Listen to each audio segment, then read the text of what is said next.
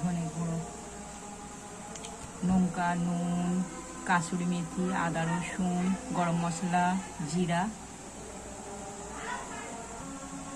হলুদের গুঁড়ো, পেঁয়াজের বেরেস্তা সব উপকরণ দিয়ে ভালোভাবে মাখিয়ে নেব।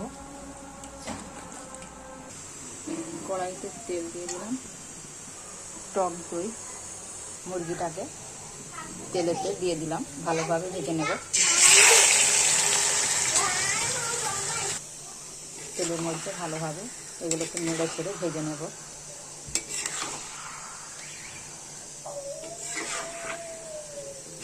ভেজে একেবারে ব্রাউন কালার করে নেব। এগুলোকে বেরেস্তা করে রাখা পেঁয়াজগুলো এর মধ্যে সব দিয়ে দেবো, দিয়ে ভালোভাবে ফ্রাই করে নেব। আলুটাকে প্রথমে রান্না করে রেখে দিয়েছিলাম, ওইটাকে এর মধ্যে দিয়ে দেবো, ছোটো ছোটো করে দেওয়া কাটা আলু।